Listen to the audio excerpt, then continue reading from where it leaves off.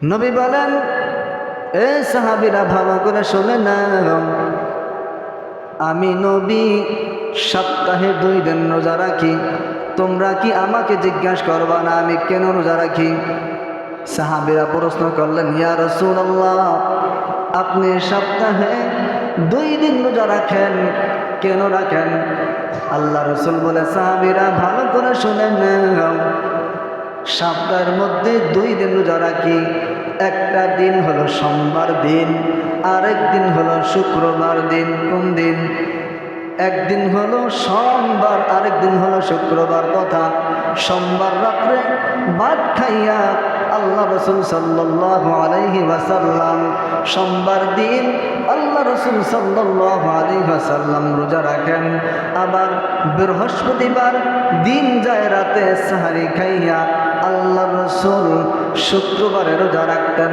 সাহাবীদেরকে বলে, সাহাবীরা ভালো করে শুনে নাও, আমি সোমবার দিন জমিনের মধ্যে আগমন করেছি, এর শুকরিয়াতান স্বরূপ আমি সোমবার দিন রোজা রাখতাম। আর বৃহস্পতিবার যে রোজাটা রাখি, বৃহস্পতিবার রাত্রে খানা খাই, শুক্রবারে রোজা রাখি।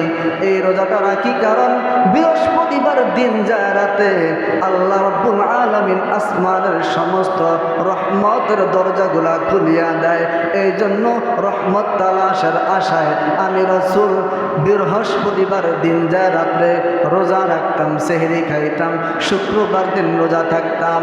অতএব তোমরা যারা আমি পয়গম্বরকে ভালোবাসো, পয়গম্বরের মিলাদকে পালন করতে চাও, তাহলে তোমরাও সোমবার দিন রোজা রাখার মাধ্যমে তোমরা আমার মিলাদকে পালন করো। তো কি বুঝলাম? মিলাদ কি শুধু বছরে একবার, নাকি প্রতি সপ্তাহে সপ্তাহে? প্রতি সপ্তাহে সপ্তাহে।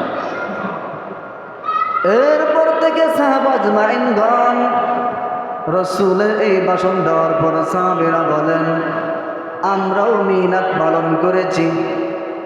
সাহাবীরা মিলাদ পালন করেছে। এখন একদল লোক আছে, এরা কয় কওমি মাদ্রাসার হুজুররা নবীর মিলাদকে স্বীকার করে না। নাউজুবিল্লাহ। আমরা কি একবারও বলছি যে আমরা মিলাদ স্বীকার করি না? আমরা মিলাদ মানি, সিরাত মানি, দুটোটাই আমরা মানি। তবে আমরা এটা বলি যে নবীর মিলাদের মধ্যে আমল করার কিছুই নাই, সিরাতের মধ্যে আমল করার বহু বহু বহু বহু বস্তু রয়েছে। তো সাহাবা আজমাইনগণ নবীর মিলাদ পালন করেছে রোজা রাখার মাধ্যমে, দোয়ার মাধ্যমে, কান্নাকাটি করার মাধ্যমে। আর আমরা মিলাদ পালন করি হাসি ঠাট্টার মাধ্যমে। অথচ রাসূল দুনিয়ায় নাই। রাসূল কি দুনিয়াতে আসে? রাসূল দুনিয়াতে আছে? নাই।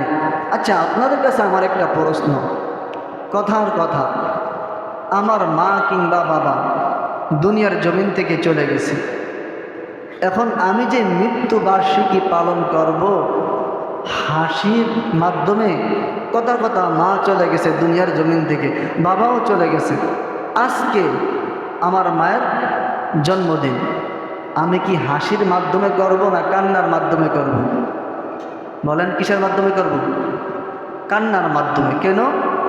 মা জমিনে নাই। মা থাকলে জানা হাসির মাধ্যমে করতাম, যে মা আছে, মাকে নিয়ে একটু কী করি, আনন্দ করি। তো মা দুনিয়ার জমিনে নাই, আমি হাসি ঠাট্টা করতেছি কার জন্য? এটা কি মায়ের আদর্শ সন্তান? না, এটা মায়ের আদর্শ সন্তান। আজ রাসূল দুনিয়ার জমিনে জীবিত থাকতেন, তাহলে হাসি ঠাট্টা, রাসূলের মিলাদে আমরা খুশি থাকতাম, আনন্দ করতাম।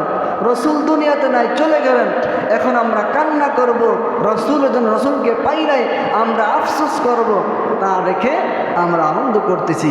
আল্লাহ রাব্বুল আলামিনের ফরজ বিধানকে বাদ দিয়ে আমরা তামাশা শুরু করে দিয়েছি। এজন্য নবী আলাইহিস সালাতু ওয়াস সালাম বলেন, হে দুনিয়ার উম্মতরা, ভালো করে শুনে নাও, তোমরা মিলাদ পালন করো রোজার মাধ্যমে, মিলাদ পালন করা আমলের মাধ্যমে। সাহাবা একরাম থেকে নিয়ে পর্যন্ত তাবে তাবিঈন তাবিঈন তাবে তাবিঈন ইমামগণ মুসলমানগণ যারা বড় বড় আকাবের সকলেই মিলাদ পালন করেছে আমলের মাধ্যমে। আজ এই কবর থেকে শুরু হয়েছে সুন্নি দল। কোন দল? সুন্নি দল, যারা নিজেরা দাবি করে সুন্নি, কিন্তু তাদের মধ্যে সুন্নতের কোনো খবর নাই, সুন্নতের কোনো খবর নাই। নামাজ শেষ, ফরজ নামাজ পড়িয়া মসজিদ থেকে বের হয়ে যায় আর নিজেকে দাবি করে সুন্নি, কিন্তু শরীরের মধ্যে আমলের কোনো খবর নাই। নবী আলাইহিস সালাতু ওয়াস সালাম বলে, হে উম্মতের দল, সিরাত এবং মিলাদ এর মধ্যে পার্থক্য হলো, মিলাদ নবীর জন্ম হয়ে গেল, শেষ হয়ে গেল, কিন্তু আমার আমলের জিন্দিগির দিকে তালাশ করো, আমার আমলের জিন্দিগির মধ্যে তোমরা সিরাত পাইবা। সিরাতুন নবী মানে 30 পারা কোরআন, সিরাতুন নবী মানে বুখারী শরীফ, মুসলিম শরীফ, তিরমিজি শরীফ, আবু দাউদ শরীফ, যত আমল করি সব মানে সিরাতুন নবী।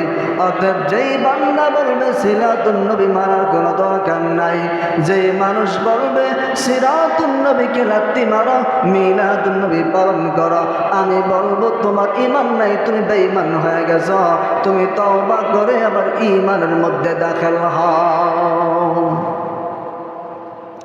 কারণ যেই বান্দা বলল মিলাদুন নবী পালন করো, সিরাতুন নবীকে পালন করার দরকার নাই, মানার দরকার নাই, ও সিরাতুন নবীকে বাধা দেয় নাই, ও আল্লাহর কালামকে বাধা দিয়েছে, 5 ওয়াক্ত নামাজকে বাধা দিয়েছে, নবী আলাইহিস সালাতু ওয়াস সালামের সুন্নাহকে বাধা দিয়েছে। এর মুসলমান ভালো করে শুনে নাও, যেই বান্দা, যেই উম্মত নবী আলাইহিস সালাতু ওয়াস সালামের সিরাতকে অনুসরণ করবে, কাল কিয়ামতের ময়দানে নবী আলাইহিস সালাতু ওয়াস সালাম শাফাআত করে আমাদেরকে জান্নাতের মেহমান বানায়া দিবে।